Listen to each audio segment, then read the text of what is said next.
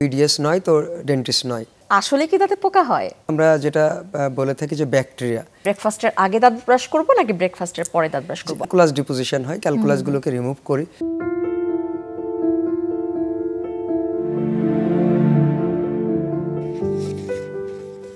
সুপ্রিয় দর্শক, সবাইকে স্বাগত জানাচ্ছি চ্যানেল 24 এর স্বাস্থ্য বিষয়ক সাপ্তাহিক বিশেষ আয়োজন সুস্বাস্থ্য প্রতিদিনে। আর আমি ডক্টর ত্রিনা ইসলাম আছি আপনাদের সাথে পুরো অনুষ্ঠান জুড়ে। দর্শক, একটা সুন্দর হাসির মূল্য কতটুকু? সমগ্র বিশ্বময় একটা হাসি দিয়ে সমগ্র বিশ্ব জয় করা সম্ভব। আর এই সুন্দর হাসির পেছনে সবচেয়ে প্রয়োজনীয় জিনিসটি কি? দাঁত এবং এই ওরাল ক্যাভিটির সুস্বাস্থ্য। আমরা কথা বলবো আজকে দাঁত এবং মুখগহ্বরের নানা সমস্যা নিয়ে, সেগুলোর প্রতিরোধ নিয়ে, এবং আমরা কি কি বিষয় সচেতন থাকলে এই দাঁতের সুস্বাস্থ্য আমরা মেনটেইন করতে পারবো। আমাদের সাথে এই বিষয়ে কথা বলার জন্য স্টুডিওতে আছেন ডেন্টাল সার্জন সহকারী অধ্যাপক doctor Mohammad Suman Hossain, university dental college. আমি চলে যাচ্ছি আমাদের আমন্ত্রিত অতিথির কাছে।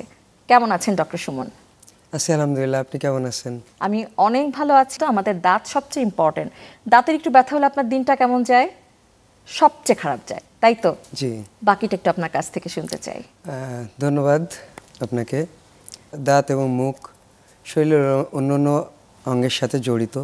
মুখে বা দাঁতের কোনো সমস্যা হলে সেই ইফেক্টটা আসলে শরীরের সিস্টেমিক ডিজিজ যেটা আমরা বলি, শরীরের অন্যান্য অঙ্গে বা বিভিন্ন জটিলতা সৃষ্টি করতে পারে।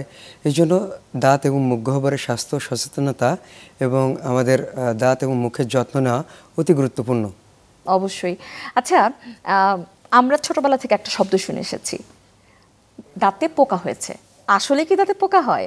আসলে এটা আমাদের লোকাল ল্যাঙ্গুয়েজ। পোকা বলতে আমরা সায়েন্টিফিকভাবে কোনো পাই না।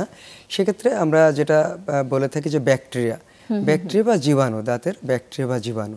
এই ব্যাকটেরিয়া বা জীবাণুগুলো সাধারণত কিছু ডায়েট, যেটাকে আমরা বলি খাদ্য, সেই খাদ্যর ভিতরে যেটাকে আমরা বলি ক্যারিওজেনিক ডায়েট, অথবা জীবাণু, দাঁতের যে জীবাণুগুলো দ্বারা ক্যারিজ হয় সেই জীবাণুগুলো ওই খাদ্যে উপস্থিত। তো সেই সকল খাদ্য অভ্যাস যদি আমরা এড়াতে পারি, তাহলে আমাদের সেই ক্যারিওজেনিক ব্যাকটেরিয়াগুলো আমাদের মুখগহ্বরে প্রবেশ করবে না এবং মুখগহ্বরের ক্যারিজও করবে না। আচ্ছা, আপনি বলছিলেন কিছু খাবার যদি আমরা অ্যাভয়েড করতে পারি তাহলে এই ক্যারিজটা আমরা অ্যাভয়েড করতে পারবো।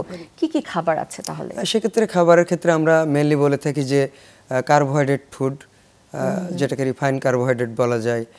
এরপরে আমরা কিছু সুগার কন্টেনিং ফুড, যেটা যেমন চিনি, তারপরে যেগুলোতে বেশি বেশি সুগার দেওয়া হয়ে থাকে, অথবা ফাস্টফুড হতে পারে, যেমন burger, pizza, chocolate containing chocolate যেগুলো আছে, সেগুলো খেলে দাঁতের ক্যারিজ হওয়ার সম্ভাবনা অনেক বেড়ে যায়। চকলেটটা খেয়ে যদি দাঁতটা ব্রাশ করে ফেলি? হ্যাঁ, দাঁতটা ব্রাশ করলে তো অসুবিধা নেই। সেক্ষেত্রে তো আসলে ক্যারিজ হওয়ার জন্য কয়েকটা ইটিওলজিক্যাল ফ্যাক্টর বলে থাকি আমরা, যে কারণগুলো থাকলে ক্যারিজগুলো হতে পারে। এক নম্বরে যে সাসসেপ্টেবল টুথ সারফেস, তার মানে দাঁতের কিছু সারফেস বা স্ট্রাকচার বা অ্যানাটমি, যে সারফেসগুলো সাধারণত যে দাঁতের সারফেসগুলো একটু নরম থাকে, যেটাকে আমরা বলি এনামেল প্রপারলি হয় নাই, অথবা যেখানে রাফ সারফেস থাকে, অথবা ইরেগুলার দাঁত যেগুলো থাকে, ক্যালসিয়ামের অভাব হলে সেটা হতে পারে, একটু দুর্বল হয়ে যায়, সেটা হতে পারে। ক্যালসিয়ামের অভাব হলে হতে পারে। তো আদারওয়াইজ যেমন আমাদের দাঁতগুলো এলোমেলো থাকলে সেখানে খাদ্যগুলো ডিপোজিট হতে পারে, ফুড ডেব্রিসগুলো অ্যাকুমুলেট হতে পারে। তো সেগুলোতে আমাদের ব্রাশ করা সহজ হয় না, সেখানে ব্রাশ সহজে পৌঁছায় না। তো ইটিওলজিক্যাল ফ্যাক্টরের ভিতরে আমরা বলতেছিলাম যে এক নম্বরে সাসসেপ্টেবল টুথ সারফেস। তো এই সারফেসগুলো যদি এরকম সারফেস হয়ে থাকে তাহলে সেখানে ক্যারিজ হওয়ার প্রবণতা বেড়ে যায়। দুই নম্বরে ইটিওলজিক্যাল ফ্যাক্টর যেটা, সেটা হচ্ছে আমরা বলছি যে carbohydrate food or bacteria containing food, অথবা ক্যারিওজেনিক ফুড। এখন ক্যারিওজেনিক ফুডের ভিতরে ক্যারিওজেনিক ব্যাকটেরিয়া থাকবে। এখন এই ক্যারিওজেনিক ব্যাকটেরিয়া যদি আমাদের মুখে প্রবেশ করে, সেখানে যে ক্যারিজ হয়ে যাবে এমন না। ওই ক্যারিওজেনিক ডায়েটটা মুখের ভিতরে থাকতে হবে, ওই সারফেসগুলোকে, দাঁতের সারফেসের উপরে মোর দ্যান 24 আওয়ার। এই 24 আওয়ারের ভিতরে যদি আমরা ব্রাশটা করে ফেলি উইথ অ্যাপ্রোপ্রিয়েট মেথড, আমরা যদি অ্যাপ্রোপ্রিয়েট মেথডে ব্রাশ করে থাকি, মানুষ বলে যে 2 বার ব্রাশ করতে হবে, বাট 2 বার ব্রাশ করতে হবে, কিভাবে ব্রাশ করতে হবে, কোন টেকনিকে ব্রাশ করতে হবে সেটা আমরা কেউ জানি না। যদি সে অ্যাপ্রোপ্রিয়েট মেথডে আমরা ব্রাশটা করে থাকি, তাহলে ওই ফুড ডেব্রিসগুলো বা ওই ফুড পার্টিকেলগুলো আমাদের দাঁতের সারফেসগুলোতে লেগে থাকবে না, না লেগে থাকলে তো ক্যারিজ হবে না। 4টা ইটিওলজি ফ্যাক্টর কম্বিনেশনে টোটাল 4টা ইটিওলজিক্যাল ফ্যাক্টর একত্রিত হয়ে ক্যারিজ ফরমেশন করতে পারে। সেই টাইমটা মোর দ্যান 24 আওয়ার হতে হবে। 24 আওয়ার আগে যদি আমরা সেটাকে রিমুভ করে দিতে পারি টুথ সারফেসের উপর থেকে, তাহলে তার ক্যারিজ হবে না।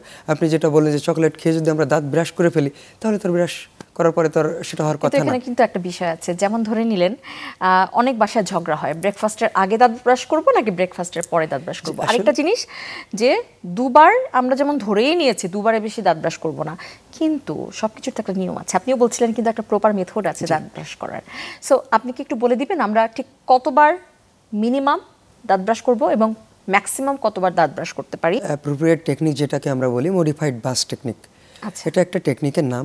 এই টেকনিকে আমরা সাধারণত টুথব্রাশটাকে 45 ডিগ্রি অ্যাঙ্গেলে দাঁতের মাড়ির সাথে এবং দাঁতের সাথে লাগিয়ে একটা সার্কুলার মোশন, সার্কুলার মিন্স ঘুরিয়ে ঘুরিয়ে ঘুরিয়ে উপরের দাঁতের ক্ষেত্রে নিচে এবং নিচের দাঁতের ক্ষেত্রে উপরের দিকে আচ্ছা ব্রাশটা করতে হবে। মানে ব্রাশের ডিরেকশনটা উপরের দিকে থাকবে, উপরের দাঁতের ক্ষেত্রে নিচের দিকে আসবে 45 ডিগ্রি অ্যাঙ্গেলে। গাম যেটাকে আমরা বলি মাড়ি এবং দাঁত, মাড়ি এবং দাঁতের মধ্যখানে 45 ডিগ্রি অ্যাঙ্গেল আমরা ধরবো ব্রাশটাকে, ধরে উপরের দাঁতের ক্ষেত্রে একটা সার্কুলার মোশন দিয়ে বা একটা ঘূর্ণন মোশনে ঘুরিয়ে দাঁতটাকে ব্রাশটাকে ঘুরিয়ে আমরা নিচের দিকে নিয়ে আসবো। আবার নিচের দাঁতের ক্ষেত্রে আমরা একইভাবে 45 ডিগ্রি অ্যাঙ্গেলে মাড়ি এবং দাঁতের মধ্যখানে ধরবো, ধরে একটা ব্রাশটাকে ঘুরিয়ে সার্কুলার মোশন যেটা আমি বলছি ঘুরিয়ে উপরের দিকে উপরের ডিরেকশনে দাঁতটাকে পরিষ্কার করা। এভাবে প্রতিদিন সকালে এবং রাত্রে খাওয়ার পরে দাঁত ব্রাশ করলে আমরা সুস্থ থাকতে পারি। জি, সকালে খাওয়ার পরে এবং রাত্রে খাওয়ার পরে। এবং ব্রাশের টাইম 2 to 3 মিনিট, 2 থেকে 3 মিনিটের অধিক হওয়া উচিত না। একটা বলছিলাম যে ম্যাক্সিমাম কতবার আমরা দিনে দাঁত ব্রাশ করতে পারি? ম্যাক্সিমাম আসলে 2 বার ব্রাশ করা আমাদের সায়েন্টিফিক ভাবে এখন অ্যাপ্রুভ।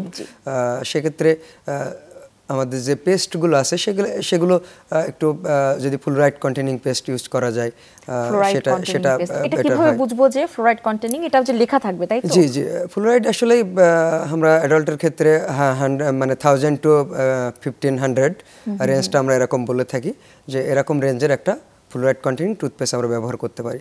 বাচ্চাদের ক্ষেত্রে আমরা 1000 or 1000 or below 1000 এই লেভেলে আমরা টুথপেস্টটা ব্যবহার করতে পারি। কিন্তু ওরাই তো চকলেট বেশি খাচ্ছে। হ্যাঁ, সেজন্য তো প্রিভিলেন্স তাদের বেশি, ক্যারিজের প্রিভিলেন্সটা বিশ্বব্যাপী অলওয়েজ ক্যারিজের প্রিভিলেন্স তাদেরই বেশি। এবং এখনো পর্যন্ত আমরা পৃথিবীতে যত কিছু আবিষ্কার হয়েছে ক্যারিজ প্রিভেনশনের জন্য, তার ভিতরে সবথেকে অ্যাপ্রোপ্রিয়েট টেকনোলজি আর অ্যাপ্রোপ্রিয়েট মেথড হচ্ছে ক্যারিজ প্রিভেনশনের জন্য ফ্লোরাইড। সেটা হতে পারে টপিক্যালি, হতে পারে সিস্টেমিক। আমরা যেটা ব্রাশের মাধ্যমে ব্যবহার করতেছি এটাকে আমরা টপিক্যাল ফ্লোরাইড ইউজ বলে থাকি আর টপিক্যাল ফ্লোরাইড অ্যাপ্লিকেশন বলে থাকি। অনেক সময় দেখা যায় দাঁত ব্রাশটা দাঁতের মাড়িতে লাগলে কিন্তু ব্লিডিং হয় এবং সেটা দেখা যাচ্ছে যে হয়তো কখনো হয়নি।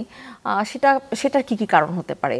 সেটা কি ব্রাশের দোষ নাকি আন্ডারলাইং কিছু ডিজিজ? ব্রাশ আসলে নরম ব্রিসেল ব্রাশ আমরা ব্যবহার করার জন্য ইন্ডিকেট করে থাকি সবাইকে। এটা আমরা বলে থাকি যে নরম ব্রিসেল ব্যবহার করবেন। তবে সেক্ষেত্রে আসলে মাড়ির রোগ বা জিঞ্জাইভিটিস আমরা যেটা বলি, মাড়ি প্রদাহ, সেক্ষেত্রে মাড়িতে কিছু ব্যাকটেরিয়া জমা হতে পারে। সেটা প্লাগ বা ক্যালকুলাস ডিপোজিশনের মাধ্যমে হতে পারে, ভুল খাদ্যাভ্যাসের কারণে হতে পারে, ফুড ডেব্রিসগুলো ওখানে জমা থাকলে হতে পারে। সেক্ষেত্রে যদি মানুষ বা পেশেন্ট যদি প্রপারলি টুথব্রাশ না করে, তাহলে সেই টুথব্রাশের যে ফাংশন, যে ফুড পার্টিকেলগুলো রিমুভ, সেটা যদি না হয় ওই ফুড পার্টিকেলটা ডিপোজিট হতে হতে একসময় প্লাক ফরমেশন হয়ে যায়। ফলে সেখানে গাম সোয়েলিং হয়ে যেতে পারে অনেক সময়, যেটাকে আমরা অনেক সময় জিঞ্জাইভিটিস বলে থাকি। জিঞ্জাইভিটিস মিন্স মাড়ি প্রদাহ, মাড়ি অনেক সময় লাল হয়ে যায়, রক্ত আসে। তো আপনি যেটা বললেন যে ব্রাশ করার পরে রক্ত আসে, তো সেক্ষেত্রে যখন জিঞ্জাইভিটিস ডেভেলপ করে যায় তখন ব্রাশ করার পরে রক্ত আসতে পারে।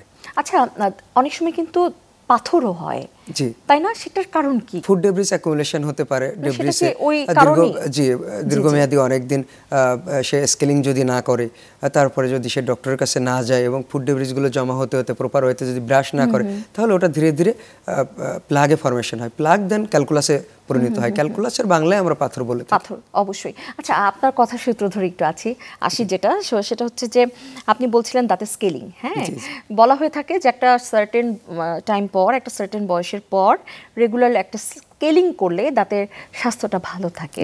এটা কি একটু বলবেন যে কত বয়স পর এবং কতদিন পর পর সেটা করা যায়, এবং অ্যাকচুয়ালি দাঁতের স্কেলিংটা কি? দাঁতের স্কেলিং বলতে আমরা দাঁতের পাথর রিমুভ, যেটাকে আমরা বাংলায় বলে থাকি ক্যালকুলাস ডিপোজিশন হয়, ক্যালকুলাসগুলোকে রিমুভ করি। তো এটা প্রতি 6 মাস পর পর করা স্বাস্থ্যসম্মত, বাট কন্ডিশন অনুযায়ী।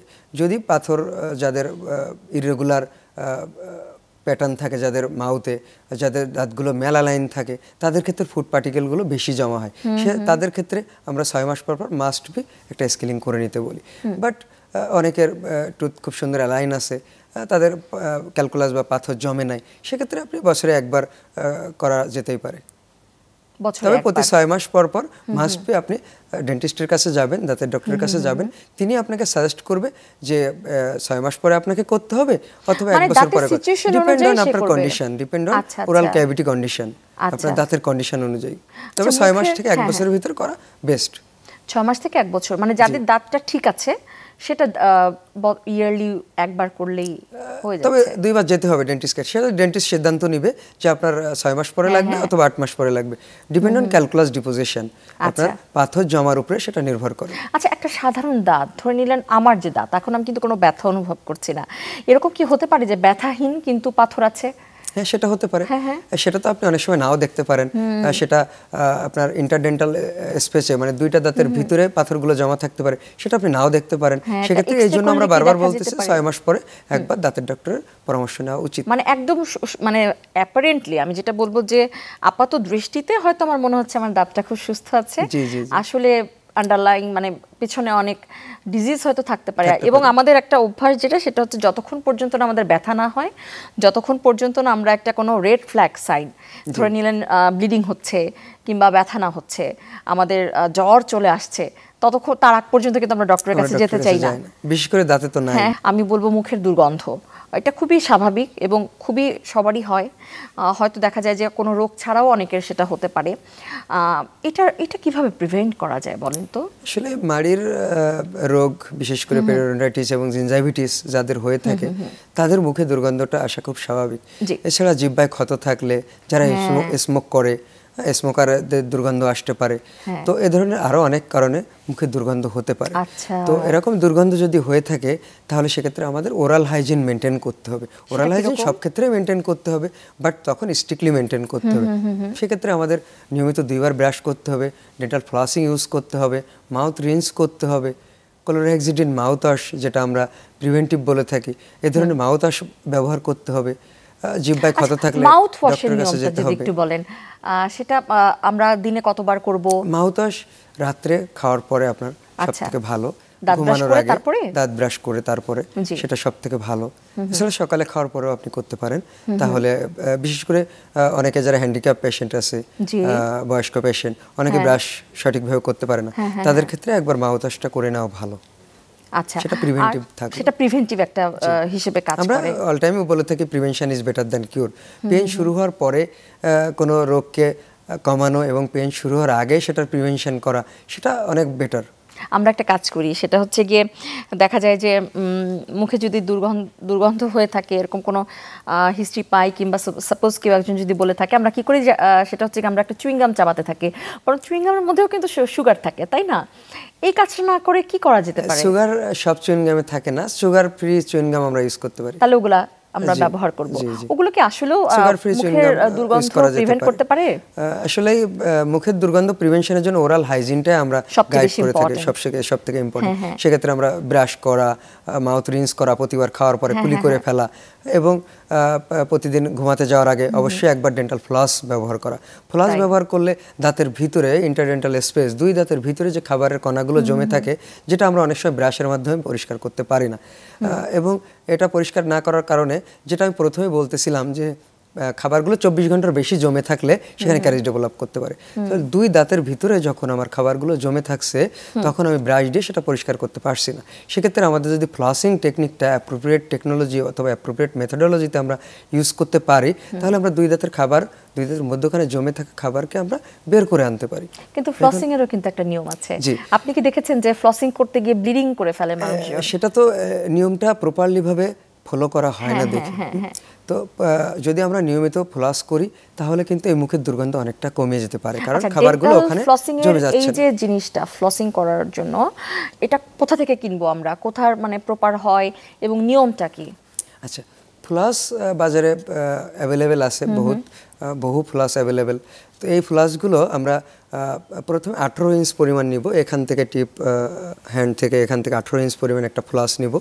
18 ইঞ্চ পরিমাণ নেওয়ার পরে এই ফ্লাসটাকে আমরা দুইটা মধ্যমা আঙ্গুলে পেঁচাবো, পেঁচিয়ে 18 ইঞ্চকে কমিয়ে আমি 2 থেকে 3 ইঞ্চ পরিমাণ আনবো। আনার পরে আমি উপরের দাঁতের ক্ষেত্রে এভাবে 2 দাঁতের মধ্যখানে ঢুকিয়ে দিব, ইন্টারডেন্টাল স্পেসে ঢুকিয়ে দিব। সেক্ষেত্রে আমি থাম ফিঙ্গারটাকে ইউজ করব, থাম ফিঙ্গার বৃদ্ধা আঙ্গুলটাকে ইউজ করব, করে আমি একটা C shape, alphabetical C, A B C, C shape form করব। সি শেপ ফর্ম করে আমি টান দিব নিচের দিকে, তাহলে ময়লাগুলো বা যে খাবারগুলো জমেছিল আমার সেগুলো বেরিয়ে আসলো। আবার নিচের দাঁতের ক্ষেত্রে আমি একইভাবে 18 ইঞ্চ পরিমাণ ডেন্টাল ফ্লস নিব, মধ্যমা আঙ্গুলে পেঁচাবো, পেঁচিয়ে আমি ইন্ডেক্স ফিঙ্গার তর্জনী আঙ্গুলটাকে ব্যবহার করব 2 দাঁতের ভিতরে প্রবেশ করানোর জন্য।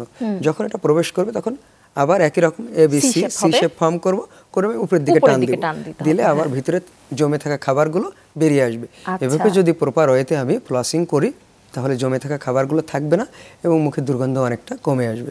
আমার মনে হয় এমন কোনো পরিবার নাই কিংবা এমন কোনো মানুষ, প্রিভ্যালেন্সটা মনে হয় অনেক বেশি, প্রতি 10 জনে হয়তো 4-5 জনই আছে যে তাদের জীবনের কোনো না কোনো সময় হয়তো রুট ক্যানেলের কি বলবো, রুট ক্যানেল করতে হয়নি, এরকম কখনো হয়নি। তো আমি একটু জানতে চাই কাদের ক্ষেত্রে রুট ক্যানেলটা প্রয়োজন হয়? রুট ক্যানেল বিভিন্ন কারণে হতে পারে, প্রয়োজন হতে পারে। 1 নম্বর যেটা আমরা বলি যে ক্যারিজ ফরমেশন। তো ক্যারিজ ফরমেশন হলো দাঁতের কয়েকটা স্তর থাকে বা আবরণ থাকে, বাইরের স্তরকে আমরা বলি এনামেল, ভিতরেরটাকে ডেন্টিন, এবং তার ভিতরে একটা আবরণ থাকে যেটাকে আমরা পাল্প বলে থাকি বা দাঁতের মজ্জা বলে থাকে যেটা অনেকে। তো যখন এই ক্যারিওজেনিক ব্যাকটেরিয়াগুলো বা ক্যারিজের ব্যাকটেরিয়াগুলো দাঁতের লেয়ারগুলোকে নষ্ট করে ভিতরে পাল্প পর্যন্ত চলে আসছে, ভিতরে নার্ভ যেটাকে আমরা বলি, নার্ভ পর্যন্ত চলে আসছে, তখন আমাদের রুট ক্যানেল করা প্রয়োজন হতে পারে। এছাড়া দাঁত বিভিন্ন ধরনের ট্রমাতে বা আঘাতের কারণে দাঁত ভেঙে গেলে, দাঁতে ফাটল ধরলে, এছাড়া রেস্টোরেশন আমরা ফিলিং করছি, সেই ফিলিংটা সেকেন্ডারি ক্যারিজ করতে পারে, সেখান থেকে পাল্পে বা মজ্জাতে চলে যেতে পারে, তখন আমাদের রুট ক্যানেল করা প্রয়োজন হতে পারে। আচ্ছা, আমরা কখন ফিলিং করব, কখন রুট ক্যানেল করব?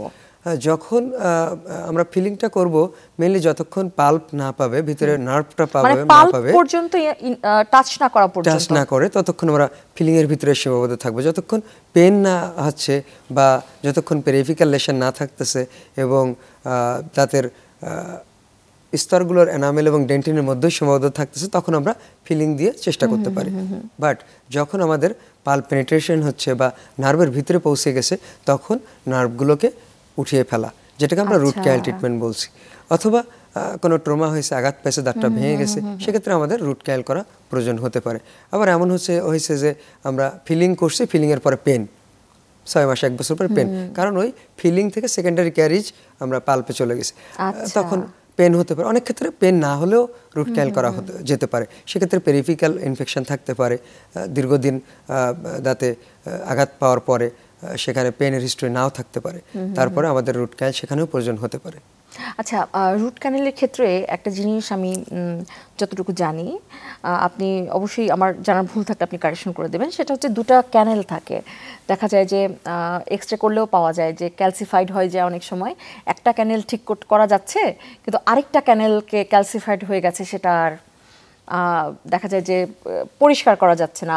মানে প্রথমত আপনারা কি করেন, 2টা ক্যানেল কিন্তু পরিষ্কার করে তারপর আস্তে আস্তে টেম্পোরারি একটা ফিলিং করে তারপর রুট ক্যানেল করে ফেলেন, যখন তার ব্যথাটা কিংবা ইনফেকশনটা আস্তে আস্তে যখন মিলিয়ে যায়, তাই না? কখনোই তো ইনফেক্টেড অবস্থায় অপারেশন করা সম্ভব হয় না। তো আমাদের দেশে এই ট্রিটমেন্টটা, যেমন একটা ক্যানেল যদি ক্যালসিফাইড হয়ে যায়, এটা কিন্তু খুব টাফ। মানে চেম্বারে বসে যতটুকু আমি জানি যে ওই ক্যানেলটা, যে ক্যালসিফাইড ক্যানেলটাকে ক্লিন করা, অনেক সময় দেখা যায় যে ওটা রেখে দিয়ে একটা ফিলিং করে ফেলছেন, যদি ব্যথা না থাকে আর রুট ক্যানেলের দিকে যাচ্ছেন না।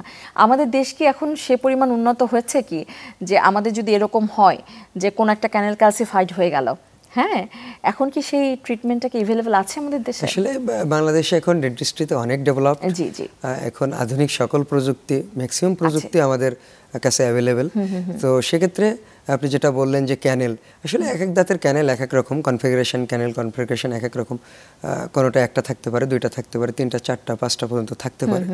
তো এই ক্যানেলগুলো মাঝে মাঝে কিছু ক্যানেল ক্যালসিফাইড পাওয়া যায়, আপনি যেটা বললেন ক্যালসিফাইড হয়ে গেছে। তো সেক্ষেত্রে আমাদের আধুনিক কিছু যন্ত্রপাতি আসছে, আধুনিক কিছু মেশিনারিজ আসছে, যেক্ষেত্রে আমরা দেখে নিই যে কোথায় ক্যালসিফিকেশনটা। যেমন আমাদের আধুনিক প্রযুক্তির মাধ্যমে বিশেষ করে সিবিসিটি চলে আসছে, যেখানে 3D ডাইমেনশন অথবা অ্যাপেক্স লোকেটার আসছে। এই ধরনের প্রযুক্তির মাধ্যমে আমরা দেখে নিই কোথায় ক্যালসিফিকেশন আছে, এবং ওই অনুযায়ী আমরা খুব সূক্ষ্ম এক ধরনের রিমার ফাইল এগুলো ইউজ করে সেই ব্লকেজটাকে আমরা ওভারকাম করতে পারি। আচ্ছা, এটা খুবই স্বস্তির একটা বিষয় যে আমাদের দেশে আসলেও ডেন্টাল চিকিৎসার ক্ষেত্রে, দন্ত চিকিৎসায় আর এই আধুনিকতা ব্যবহৃত হচ্ছে। আর ক্রাউনের যে বিষয়টা, রুট ক্যানেলের পরে কি ক্রাউন করতে হয়? জি, রুট ক্যানেলের পরে ক্রাউন করা জরুরি। সেক্ষেত্রে বিশেষ করে আমরা যেটা বলি যে রুট ক্যানেলটা করার পরে আমরা ভিতরে যে নার্ভটা থাকে, যে ভিতরে যে পাল্পগুলো থাকে, সেগুলোকে আমরা রিমুভ করে ফেলছি। সো সেখানে পাল্পের ফাংশন হচ্ছে nerve supply, blood supply, nutrition supply, এগুলো কিন্তু আলটিমেটলি আমরা রিমুভ করে ফেলি। তো যার কারণে দাঁতগুলো তার যে ময়েশ্চার যেটা ময়েশ্চার, দাঁতের যে ময়েশ্চারটা, সে ময়েশ্চারটা সে হারিয়ে ফেলে। তো এই ময়েশ্চার হারিয়ে যাওয়ার কারণে দাঁতগুলো পন্টু ফ্র্যাকচার, মানে সেটা ভেঙে যাওয়ার সম্ভাবনা বেশি থাকে। তো বিশেষ করে আমাদের পোস্টেরিয়র টুথ, পিছনের দাঁতগুলোর ক্ষেত্রে, যেটাতে আমরা মাস্টিকেটরি ফোর্স বা চিবানোর সময় যে প্রেশারটা দিয়ে থাকি, তো সেই প্রেশারে দাঁতগুলো ভেঙে যেতে পারে। তো সেটা প্রিভেনশন করার জন্য আমাদের মাস্ট বি রুট ক্যানেল করার পরে পিছনের দাঁতে অবশ্যই ক্রাউন করে নিতে হবে। মোলার টিপগুলো সামনের দাঁতের ক্ষেত্রেও করে নেওয়া ভালো, কারণ এটা আপনি তো দীর্ঘমেয়াদী যেতে পারবেন না শুধু রুট ক্যানেল করে ক্রাউন না করার পরে। এই জন্য সময় মতো যদি রুট ক্যানেল না করা হয়, কি এর কনসিকোয়েন্স? জি, খুবই ভালো কোশ্চেন। সময় মতো রুট ক্যানেল না করা হলে বাংলাদেশের মানুষ, সাধারণত আমাদের দেশের মানুষ, আমরা দাঁত নিয়ে একটু উদাসীন, যে দাঁত তো আর অনেকগুলো আছে, একটা নষ্ট হলে সমস্যা নেই, আরেকটা দিয়ে খাবো। কিন্তু আসলে দাঁতের সাথে যে শরীরের অন্যান্য রোগগুলো জড়িত, এটা যদি আমরা সবাই বুঝতাম বা জানতে পারতাম, তাহলে হয়তো দাঁত নিয়ে আমরা আরো একটু সচেতনতা তৈরি করতে পারতাম। যেমন আমরা যদি দাঁতের রোগ হয়, মাড়ির রোগ হয়, তাহলে সেক্ষেত্রে হার্টে যেতে পারে, আমাদের লাঙে যেতে পারে, আমাদের ব্রেনে পর্যন্ত চলে যেতে পারে, ব্লাড স্ট্রিমে চলে যেতে পারে। তো এই জিনিসগুলো যদি আমাদের সবাইকে জানানো যেত যে শুধু দাঁত নিয়ে না, দাঁতের সঙ্গে শরীরের সব অঙ্গগুলো জড়িত থাকতে পারে এবং এটাতে অন্যান্য ইফেক্টও পড়তে পারে, তাহলে হয়তো মানুষ আরও দাঁত নিয়ে বেশি কনসিয়াস হতো। এবং রুট ক্যানেল যেটা বললেন যে প্রাথমিক অবস্থায় না করি, তাহলে কি হতে পারে, সেই দাঁতের ইনফেকশনগুলো আমার রুটের নিচে চলে আসতে পারে, যেটাকে আমরা পেরিফিক্যাল ইনফেকশন বলছি। সেই পেরিফিক্যাল ইনফেকশনটা পরে আরও বেশি মারাত্মক হয়ে যেতে পারে, মাড়ি ফুলে যেতে পারে, ব্যথা হতে পারে, ব্যথাটা স্প্রেড করতে পারে অন্য জায়গায়, চোয়ালে স্প্রেড করতে পারে, কানে স্প্রেড করতে পারে। তো এই ধরনের সমস্যাগুলো আমরা সম্মুখীন হয়ে থাকি। রুট ক্যানেলগুলো এই জন্য প্রাথমিক অবস্থায় করে নেওয়া ভালো। আচ্ছা, ফিলিং যদি করি, হ্যাঁ, সেটা কতদিন সাস্টেইন করে? এরকম কি হয় যে রিপিট করতে হয় এরকম এই জিনিসগুলো? কারণ দাঁতের চিকিৎসা কিন্তু যথেষ্ট ব্যয়বহুল। একটা গরিব মানুষের জন্য রুট ক্যানেল করা, ক্রাউন করা, এটা দেখা যায় যে এর বাইরেও দেখা যায় যে তাদের আরো অনেক রোগ থাকে। হ্যাঁ, ওরা সেটাকে মনে করে যে এটা সেকেন্ডারি, আমার তো কয়েকটা দাঁত আছে, আপনি যেটা বলছিলেন কয়েকটা দাঁত আছে, এগুলো দিয়ে আমার জীবন চলুক, বাকি বড় রোগগুলোকে আমরা ইয়ে করে ফেলি, মানে দাঁতটাকে আমরা অবহেলা করছি। কারণ অনেকেই জানেন না দাঁত থেকে কত বড় বড় রোগ হয়ে যেতে পারে। তো এই যে ব্যয়বহুল কিছুটা চিকিৎসা, দাঁতের চিকিৎসা অন্যান্য চিকিৎসার চেয়ে, তো সেক্ষেত্রে আপনার কি মনে হয় যে এটাকে একটু আমাদের রোগীদের জন্য তাদের সক্ষমতার মধ্যে নিয়ে আসার জন্য কি করা উচিত? আসলে দাঁতের চিকিৎসা ব্যয়বহুল এটা বলা অনেকটাই যাবে না, কারণ আপনি যেটা বলতেছিলেন যে ফিলিং, যদি আমরা প্রাথমিক অবস্থায় দাঁতের ক্যাভিটিটা শনাক্ত করি, প্রতি 6 মাস পর দাঁতের ডাক্তারের কাছে যাই, সেক্ষেত্রে আমরা যদি প্রাথমিক অবস্থায় ক্যাভিটিটা শনাক্ত হয়ে যায়, তাহলে কিন্তু আমরা ওখানে ফিলিং করলে হয়ে যাচ্ছে। যেটা আমি প্রথমেই বলতেছিলাম যে মজ্জা না পাই, পাল্প না পাই, তো প্রাথমিক অবস্থা আমরা ফিলিং করে নিলে কিন্তু খরচটা কমে আসে। সেটা যদি রুট ক্যানেলে চলে যায়, রুট ক্যানেল করলে আবার ক্রাউনটা করতে হয়, সেক্ষেত্রে খরচটা বেড়ে গেল। তাহলে প্রাথমিক অবস্থায় যদি আমরা দাঁতের ডাক্তারের কাছে যাই, যদি প্রতি 6 মাস পর যাওয়া যায়, চেক আপটা করা যায়, তাহলে প্রাথমিকভাবে আমরা সেটাকে প্রিভেনশন করতে পারি। আরেকটা ব্যাপার বলতেছিলেন, রোগের ক্ষেত্রেই কিন্তু প্রযোজ্য, তাই না, যে আর্লি ডায়াগনোসিস কিন্তু আপনার একটা ডিজিজ বার্ডেন কমায়, তারপর ধরে নিলেন ট্রিটমেন্টের এক্সপেন্স কমায়, সেটা কিন্তু সব রোগের ক্ষেত্রেই প্রযোজ্য, তাই না? জি জি। আর যেটা বলতেছিলেন যে একটু ব্যয়বহুল, আসলেই দাঁতের চিকিৎসাটা কমপ্লিটলি প্রযুক্তি নির্ভর। তো এই প্রযুক্তি নির্ভর জিনিসগুলো আমাদের দেশে যেগুলো আসে, আমরা যে টেকনোলজিগুলো ইউজ করি, সেগুলো ম্যাক্সিমাম বাইরের দেশের উপর ডিপেন্ডেন্ট। সো আমাদের যে মেটেরিয়ালগুলো আনতে হয়, সেই মেটেরিয়ালগুলো মোটামুটি বেশ কস্টলি। তো যার কারণে আসলেই সেগুলো একটু কস্টলি হয়েও যায়। সেটা যদি বাংলাদেশের বা বাংলাদেশে সেগুলো আমদানি নির্ভর না হতো, তাহলে মনে হয় একটু কমে যেত। বুঝতে পেরেছি। আচ্ছা, প্রেগনেন্ট মাদের ক্ষেত্রে কি করা? দেখা যায় যে অনেক সময় একটা দাঁতের সমস্যা হলো, দাঁতের ব্যথা তো অনেক বেশি, দাঁতের ব্যথা মানে একদম, আমি অনুষ্ঠানের শুরুতে বলছিলাম না যে দাঁতের ব্যথা যেদিন হবে ওই দিন একদম শেষ, ওই দিন কিন্তু আর কোনো কাজ করা যায় না। আর গর্ভবতী মায়েদের ক্ষেত্রে ধরে নিলেন আপনি একটা দাঁতটা ক্লিন করলেন, আগে তো ক্লিন করেই রুট ক্যানেল এগুলো করতে হয়, ব্লিডিংটা বেশি হয়ে গেলে তাদের জন্য একটু কষ্টকর হয়ে যায়। তো গর্ভবতী মায়েদের ক্ষেত্রে কি আপনাদের অন্য কোনো প্ল্যান আছে, নাকি এই প্ল্যানটাই একটু মডিফাইড ভার্সনে আপনারা ট্রিটমেন্টটা করেন? খুবই গুরুত্বপূর্ণ কোশ্চেন, এবং এটা সবাইকে জানা উচিত, কারণ গর্ভবতী মায়ের যত্ন খুবই নেওয়া প্রয়োজন। অবশ্যই। তো সেক্ষেত্রে আসলেই আমরা যেটা বলি, গর্ভাবস্থায় দাঁত সুন্দরভাবে ব্রাশ করা, ওরাল হাইজিনটাকে মেনটেন করা, কারণ এখানে মুখের ভিতরে একটা রোগ হয়ে গেলে সেটাতে আপনি যেটা বলতেছিলেন অনেক ব্যথা, তো এই ব্যথা হয়ে গেলে আমরা জানি যে গর্ভবতী মায়েদের অনেক ওষুধ আমরা দিতে পারি না, কিছু লিমিটেশন আছে। তো সেক্ষেত্রে আসলেই আমরা প্রাথমিকভাবে যেটা বলে থাকি, বারবার মুখটাকে ক্লিন করা, পরিষ্কার করা, যাতে এই রোগগুলো না হয়। এখন যদি হয়ে যায়, সেক্ষেত্রে আমরা ইমার্জেন্সি যদি খুব বেশি দাঁড়িয়ে যায়, সেক্ষেত্রে আমরা দাঁতকে এক্সট্রাকশন করা যেতে পারে, রুট ক্যানেল করা যেতে পারে। তবে সেগুলো সব থেকে নিরাপদ হচ্ছে সেকেন্ড ট্রাইমেস্টারে। এছাড়া ফার্স্ট ট্রাইমেস্টার এবং থার্ড ট্রাইমেস্টারে কিছু ট্রিটমেন্ট করা যায়, বাট সেটা খুব সিভিয়ার না হলে আমরা সেটা বলি না। এবং যদি আমরা বলি যে যেগুলো খুবই অত্যাবশ্যকীয় ট্রিটমেন্ট, পেন অনেক বেশি আপনি যেটা বললেন, তো সেক্ষেত্রে স্যার আমরা আসলে ট্রিটমেন্ট অ্যাডভাইস করিও না। বিশেষ করে যখন রোগী এসে বলে যে আমার একটু অ্যাস্থেটিক কনসার্ন, আমাকে টুথ হোয়াইটেনিং করেন, তো সেক্ষেত্রে তো তার এটা দরকার নেই, প্রেগনেন্সি ওভারকাম হোক, তারপরে সেটা এটা করবে। অনলি ইমার্জেন্সি প্রসিডিউরগুলো আমরা প্রেগনেন্সিতে অ্যাডভাইস করে থাকি। আচ্ছা, দেখা যায় যে বাবুটা হয়ে গেলে তারপরে তখন আপনারা ট্রিটমেন্টটা করবেন। আচ্ছা, কসমেটিক গুলো সেক্ষেত্রে আমি আমার একটা পার্সোনাল এক্সপেরিয়েন্স থেকে আপনার সাথে কথা বলতে চাই একটা বিষয় নিয়ে, সেটা হচ্ছে সবচেয়ে বেশি আমি বলবো অপচিকিৎসা হয় দাঁতের ক্ষেত্রে। আপনি বিশ্বাস করবেন কিনা জানি না, আমি নিজে একজনকে জানতাম যে তিনি ডেন্টাল সার্জন, এবং যখন আমি ডাক্তার হয়েছি তখন আমি বুঝতে পেরেছি উনি কোনো ডেন্টাল সার্জন ছিলেন না, তিনি ছিলেন একজন সিস্টার। হ্যাঁ, তিনি এমন একটা জায়গায় চেম্বার নিয়ে বসেছেন যেখানে মানে চেক করা যাবে না তিনি ডাক্তার নাকি সিস্টার, আপনি হাতুড়ে ডাক্তার আর কি। তো এইসব মানুষদের কাছ থেকে ট্রিটমেন্ট করে মানুষ বছরের পর বছর ভুগে যাচ্ছে এবং হিতে বিপরীত হচ্ছে। আপনি কি সেটা এক্সপিরিয়েন্স করেছেন কখনো, কিংবা আপনার কি অভিমত? আসলে বাংলাদেশে সচেতনতা খুবই কম। এখনো আমরা জানি না যে বিডিএস নয় তো ডেন্টিস্ট নয়। বিডিএস ডক্টর তখনই যখন একজন ডক্টর তখনই যখন তার ন্যূনতম বিডিএস ডিগ্রি থাকবে, তারপর আমরা তাকে দাঁতের ডাক্তার বলে থাকি। কিন্তু আমাদের দেশে সেটার প্রচলন এখনো অনেক বেশি না, মানুষ খুব বেশি জানে না যে বিডিএস নয় তো ডেন্টিস্ট নয়। তারা সাধারণত এলাকায় বা বাড়ির পাশে, বাসার পাশে যাকেই পেয়ে থাকে তার কাছে চলে যায়। তো সেক্ষেত্রে তার প্রপার ডায়াগনোসিস নলেজ না থাকার কারণে সে ভুল চিকিৎসা দিয়ে থাকে।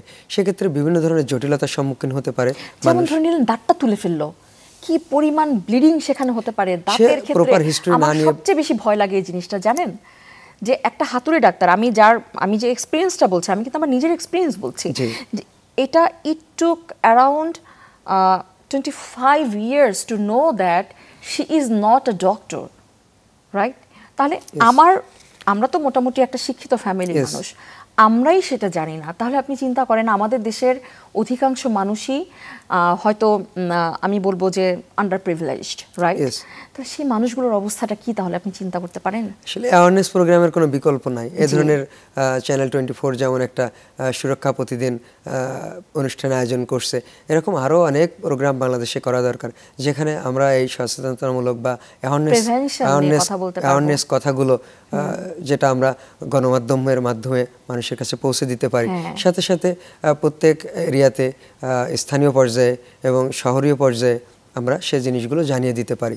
এবং রোগীরা সবসময় শুধু 3টা ওয়ার্ড যদিও দেখে, BDS, রাইট? এই 3টা শব্দ যদি তাদের একটু চোখে পরিষ্কারভাবে তাদের নলেজে দিয়ে যাওয়া হয়, যদি কেউ স্বাক্ষর জ্ঞানহীনও হয়, যে আপনারা একটু দেখেন যে বিটা এরকম হয়, ডিটা এরকম হয়, এরকম এই মানুষগুলোর কাছে যদি আপনারা যান, তাহলেই আপনারা দাঁতের প্রপার চিকিৎসা পাবেন। হ্যাঁ, এবং তাহলেই কিন্তু আমাদের একটা মানে দাঁতের সুস্বাস্থ্যটা নিশ্চিত হবে অবশ্যই। আর নতুন একটা ট্রিটমেন্ট কিন্তু চালু হয়েছে, আর নতুন বলবো না, বহির্বিশ্বে এটা খুবই প্র্যাকটিসিং ছিল, সেটা হচ্ছে laser dentistry. What about it? আমাদের দেশে কি আপনারা এটা প্র্যাকটিস করছেন? লেজার ডেন্টিস্ট্রি বাংলাদেশে আসলে আসছে, তো আমরা এটা কেন করি? এটা মেইনলি আমরা যে মাড়ির রোগগুলো হয়ে থাকে সেগুলোর ক্ষেত্রে এটা খুব ভালো আধুনিক চিকিৎসা। এটা দিয়ে আমরা সাধারণত ব্লিডিংগুলো বা আমরা যে নার্ভ এন্ডিং বলে থাকি, সেই নার্ভ এন্ডিংগুলোকে আপনার সিল করে দেওয়া হয়। সো এখানে ব্লিডিং হয় না, পেনলেস একটা ফিল্ড তৈরি হয়, পেনলেস একটা জায়গা তৈরি হয়। সো আমার ট্রিটমেন্ট যে টাইমটা সেটাও কমে যায়, সাথে সাথে পেশেন্ট ব্যথাও পায় না। খরচ একটু বেশি। জি, তাহলে কোন কোন রোগের ক্ষেত্রে আমরা লেজার ডেন্টিস্ট্রি ব্যবহার করব? মেইনলি আমরা গাম ডিজিজের ক্ষেত্রে করতে পারি। বাংলাদেশে এখন যেটা হচ্ছে মাড়ি চিকিৎসার ক্ষেত্রে বেশি লেজার ডেন্টিস্ট্রিটা ইউজ করা হয়ে থাকে।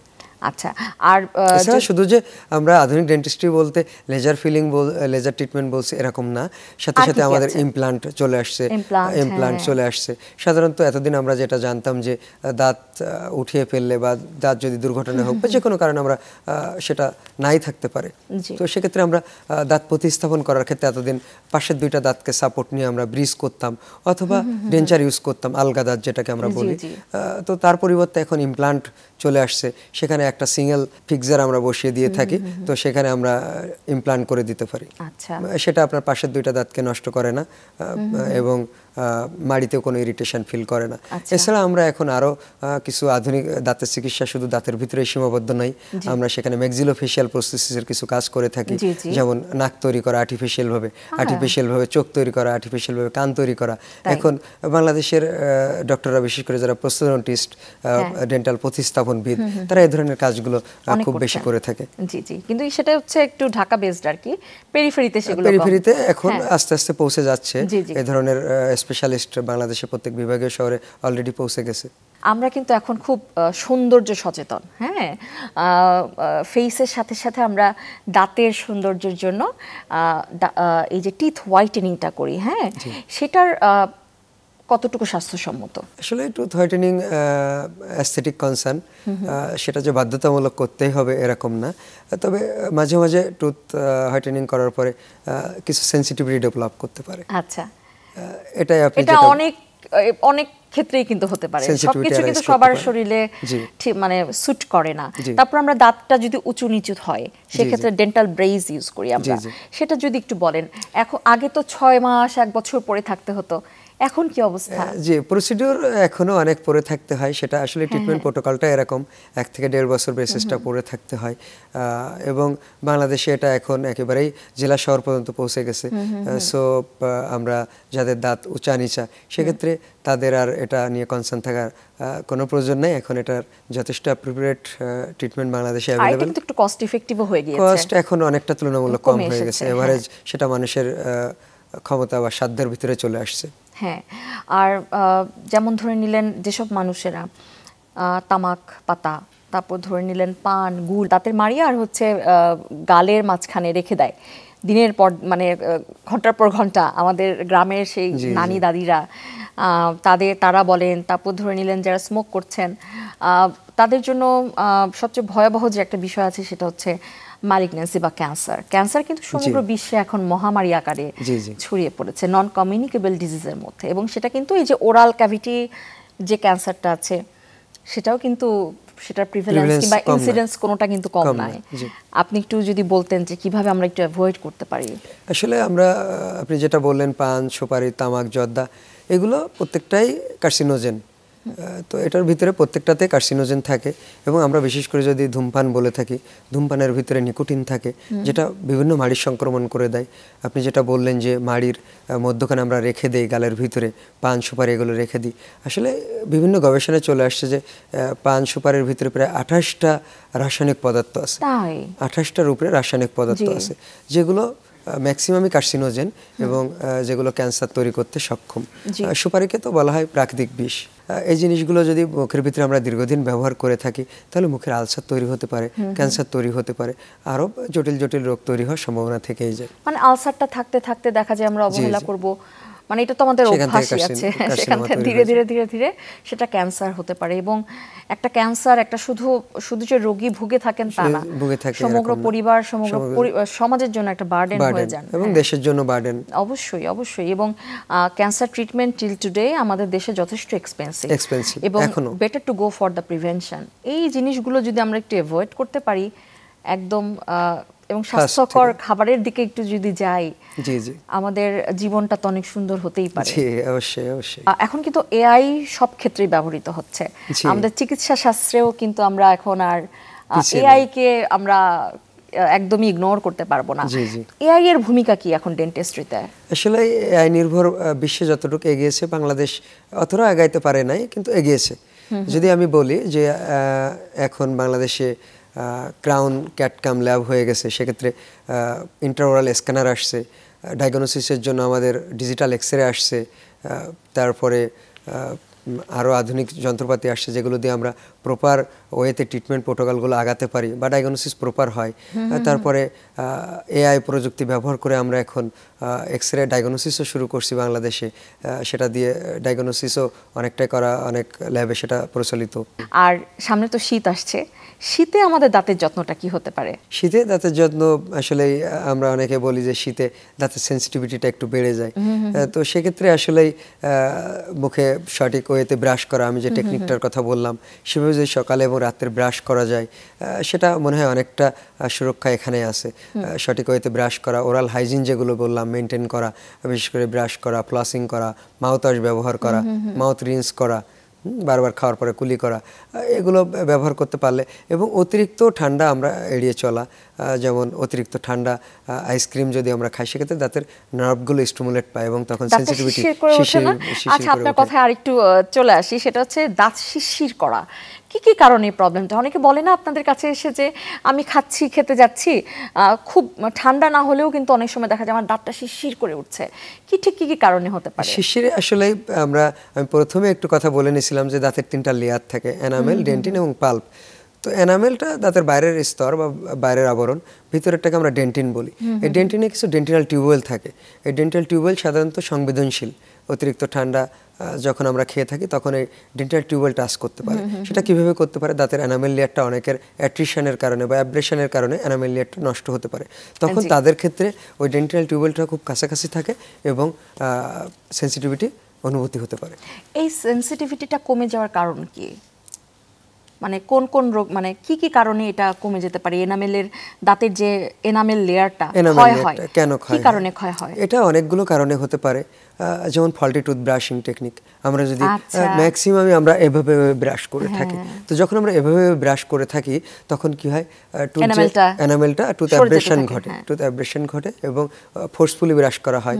অনেকে শক্ত ব্রিসেল ইউজ করে, সে কারণে অ্যাব্রেশন হতে পারে। আরও অনেক কারণে হতে পারে, যেমন অ্যাসিডিটি থাকলে হতে পারে, তারপরে কারোর ব্যাড হ্যাবিট থাকলে হতে পারে, তারপরে যদি কেউ রাত্রে ঘুমিয়ে মুখ গ্রাইন্ডিং করতে পারে, মাড়িতে মাড়িতে ঘষা দিতে পারে, সেক্ষেত্রে তাদের ক্ষেত্রে অ্যাট্রিশনটা বেশি হয়। অ্যাট্রিশন বলতে আমরা দাঁতের অক্লুসাল সারফেস, উপরের যে সারফেসটা, সেই উপরের সারফেস যেখান দিয়ে আমরা চিবিয়ে থাকি, খাবার চিবিয়ে থাকি, সেই সারফেসটা নষ্ট হয়ে যাওয়া। সেটা অতিরিক্ত রাত্রে ঘুমের ঘরে অনেকে দাঁত ঘষা দিয়ে থাকে, এটা তার বদ অভ্যাসের ভিতরে পড়ে থাকে। তো এ ধরনের গ্রাইন্ডিং করলে, মাউথ গ্রাইন্ডিং করলে দাঁতগুলো ক্ষয় হয়ে যেতে পারে, এনামেল লেয়ার ডিস্ট্রয় হয়ে যেতে পারে। তখন এই ধরনের শিরশিরি বা সেন্সিটিভিটি তাদের ক্ষেত্রে বেশি হয়ে থাকে। অবশ্যই আমরা অনেক কথাই জানলাম, আমরা অনুষ্ঠান একদম শেষের দিকে চলে এসেছি। আরেকটু জানতে চাই, সেটা হচ্ছে এই যে দাঁত দাঁতের সচেতনতা, মুখ ও গহ্বরের যে সুস্বাস্থ্য, সেটা আমার মনে হয় একদম ছোটবেলা থেকেই যদি আমরা একটু জেনে থাকি, আমার মনে হয় আমরা লাইফ লং একটা নিয়মের মধ্যে চলে আসব। আর হচ্ছে গিয়ে আমাদের দাঁতটাও একটু সুরক্ষা পাবে। স্কুল কলেজের বাচ্চাদেরকে কিভাবে তাদেরকে একটু জানানো যায় যে এভাবে দাঁত ব্রাশ করবে এবং কিভাবে একটু স্বাস্থ্যকর খাবার খাবে, কারণ বাচ্চারা তারা তো একটু চকলেট খাবে, তাই না? তারা একটু বাইরের জাঙ্ক ফুড তো খাবেই, তাই না? পুরোটাই তো আর বন্ধ করা যাবে না। জি, প্রাথমিক অবস্থায় সচেতনতাগুলো আনা যায়, বিশেষ করে তাদের স্কুল লাইফে। এটা আমরা বলি যে প্রাইমারি লাইফে, যেটা আমরা প্রাইমারি স্কুল লেভেলে যদি সেই পাঠ্য বইগুলোতে কিছু চ্যাপ্টার সংযোজন করা যায় যে মুখ গহ্বরের স্বাস্থ্য এবং দাঁতের স্বাস্থ্য কিভাবে সংরক্ষণ করতে পারি, অথবা স্কুল বেস কিছু ক্লাসরুমে কিছু ব্রাশিং টেকনিক অ্যাপ্লাই করা যেতে পারে, তারা কিভাবে ব্রাশ করবে সেটা আমরা ব্যবস্থা করতে পারি। অথবা সেরকম কিছু অনুষ্ঠান আমরা তৈরি করতে পারি, কিছু স্কুল হেলথ ক্যাম্পেইন তৈরি করতে পারি, যেখানে এ ধরনের অ্যাওয়ারনেস প্রোগ্রামগুলো বা ব্রাশিং টেকনিকগুলো দেখানো যেতে পারে। অথবা স্কুলে ক্লাসেরও আয়োজন করা যেতে পারে, যেখানে টিচাররা টুথব্রাশিংয়ের টেকনিকগুলো দেখাবে। তাহলে সেক্ষেত্রে আমাদের প্রাথমিক অবস্থায় আর্লি লাইফে এই লাইফস্টাইলগুলো চেঞ্জ করা সম্ভব। Thank you so much. Actually আমি নিজেও অনেক কিছু জেনেছি আপনার কাছ থেকে। আপনাকে অসংখ্য ধন্যবাদ। আপনার মূল্যবান সময় আপনি আমাদেরকে দিয়েছেন, অনেক তথ্য আমাদের সাথে শেয়ার করেছেন। আপনাকেও অসংখ্য ধন্যবাদ। সাথে সাথে যেসব দর্শক অনুষ্ঠানটি দেখছেন অথবা দেখবেন, তাদেরকেও অসংখ্য ধন্যবাদ। আপনারা একটা জিনিস মাথায় রাখতে হবে, বিডিএস নয় তো দাঁতের ডাক্তার নয়, এই স্লোগানটাকে মাথায় নিয়ে আমরা দাঁতের ডক্টরের কাছে যাব এবং ট্রিটমেন্ট নিব এবং নিজেরা সর্বোচ্চ চেষ্টা করব যেন আমাদের দাঁত সুরক্ষা থাকে। তার জন্য মুখের সুরক্ষা বা মুখের সুস্বাস্থ্যের জন্য আমরা স্বাস্থ্যসম্মত খাবার খাবো, সঠিকভাবে মুখের ব্রাশ করব এবং সঠিকভাবে মুখের যত্ন নিব, তাহলে আমরা নিজেরাই সুস্থ থাকতে পারবো। ধন্যবাদ আপনাকে। সুপ্রিয় দর্শক, শুধু দাঁত নয়, আমাদের শরীরের যেই অঙ্গ প্রত্যঙ্গগুলো আছে, যেই রোগগুলোতে আমরা ভুগি, আগে থেকে যদি আমরা একটু সচেতন হই, অনেক বড় রোগ বালাই থেকে কিন্তু আমরা দূরে থাকতে পারবো। আপনাদের সাথে আবারও দেখা হবে সুস্বাস্থ্য প্রতিদিনে। আমরা কথা বলবো অন্য কোনো বিষয় নিয়ে। আপনারা ভালো থাকুন, সুস্থ থাকুন। ধন্যবাদ সবাইকে।